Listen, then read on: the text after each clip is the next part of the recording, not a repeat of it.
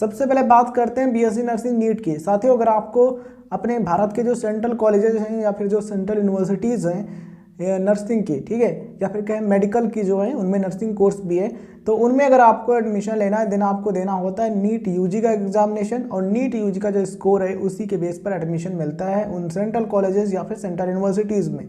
ठीक है, तो बीएससी नर्सिंग का जो एंट्रेंस एग्जामिनेशन है स्टेट लेवल पर भी होता है और नेशनल लेवल पर भी होता है। नीट यूजी का जो एग्जामिनेशन है इसके द्वारा एमबीबीएस, पीटीएस, बीएचएमएस, बीएमएस ये जो कोर्सेज है इनमें भी एडमिशन ले सकते हैं और बीएससी नर्सिंग में भी एडमिशन ले सकते हैं।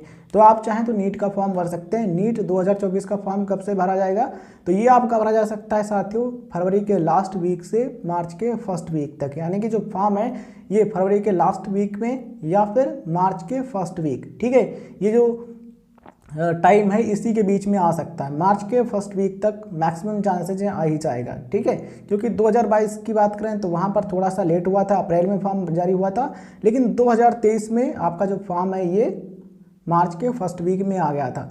तो अब चीज़ें जो है बिल्कुल ट्रैक पर चल रही हैं, टाइमली हर एक चीज़ एनटीए कंडक्ट करा रहा है। तो इस बार यानी कि 2024 में जो नीट का फॉर्म है ये भी आपका टाइम से आ जाएगा फरवरी के लास्ट वीक या फिर मार्च के फर्स्ट वीक तक। ठीक है, तो इस बीच में आपका फॉर्म आएगा नीट यूजी का। अब सवाल आता है कि एंट्रेंस एग्जाम कब कराया जाएगा, तो एंट्रेंस एग्जाम की जो डेट है वो एनटीए के द्वारा रिलीज कर दी जा चुकी है। कैसे, देखिए एनटीए के द्वारा एक कैलेंडर जारी हुआ था एग्जाम का कैलेंडर, उसमें क्या लिखा था कि जो नीट यूजी का जो एग्जामिनेशन है ये आपका 5 मई 2024 यानी कि 5 मई 2024 को कराया जाएगा। ठीक है, तो नीट का जो डेट है बिल्कुल क्लियर है, एग्जामिनेशन आपका 5 मई को होगा और फॉर्म जो है आपका फरवरी के लास्ट वीक से मार्च के फर्स्ट वीक तक आ सकता है।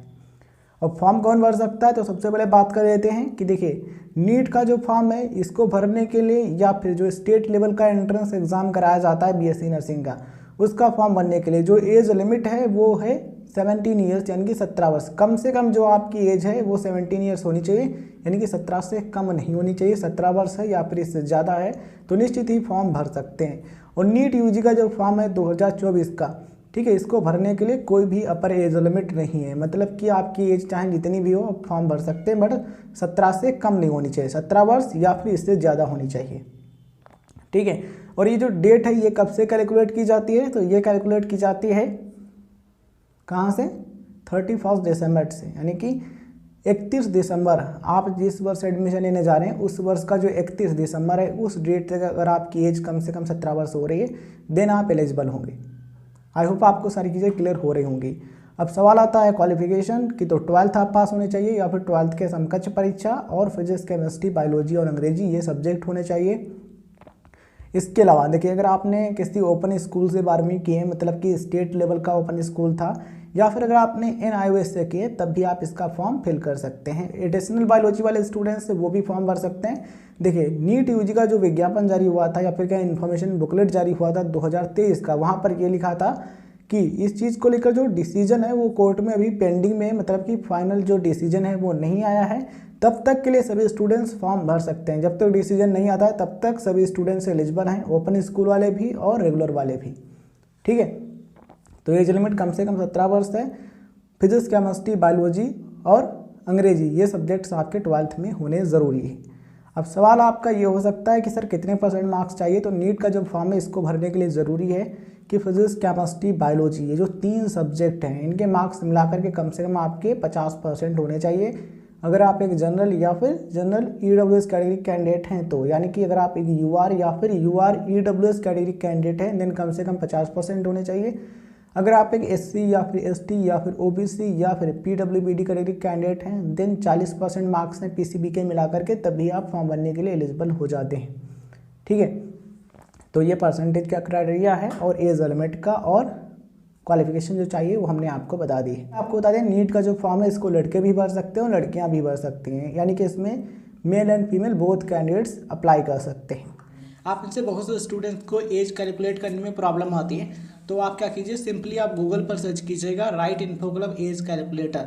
इतना अगर आप सर्च करते हैं तो पहली वेबसाइट आपको दिख जाएगी, स्क्रीन पर आप देख पा रहे होंगे। इस पर क्लिक करना, जैसे ही आप इस पर क्लिक करेंगे देन आप एज कैलकुलेटर पर आ जाएंगे और वहाँ पर आपको डेट ऑफ बर्थ यानी जो जन्मतिथि है उसको सेलेक्ट करने का ऑप्शन मिलेगा।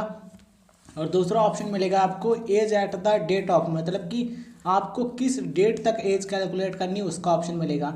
ठीक है। तो आपको 2024 का फॉर्म भरना है, तो जो डेट है 31 दिसंबर की वो आपको सेलेक्ट कर लेना है और उस डेट तक जो कैलकुलेट एज का ऑप्शन है उस पर क्लिक करेंगे तो आपकी जितनी भी एज हो रही है वर्ष, माह और दिन में वो दिखने लगेगी, ठीक है। और देख सकते हैं अगर आपकी एज कम से कम 17 वर्ष हो रही है तो निश्चित ही आप फॉर्म फिल कर सकते हैं। और ये जो वीडियो है, इस वीडियो के एंड स्क्रीन पर आपको वीडियो मिल जाएगा या फिर वीडियो के डिस्क्रिप्शन बॉक्स में वीडियो मिल जाएगा, उसमें हमने अलग से बताया है कि किस तरीके से एज कैलकुलेटर से एज कैलकुलेट कर सकते हैं। तो इस वीडियो को यहीं पर एंड करते हैं, मिलते हैं किसी नए वीडियो में। लेटेस्ट अपडेट के लिए आप चैनल को सब्सक्राइब करके नोटिफिकेशन बेल ऑन रखें और इस वीडियो को आप उन दोस्तों के साथ शेयर करें जो कि जानकारी प्राप्त करने में रुचि रखते हैं, बीएससी नर्सिंग करना चाहते हैं।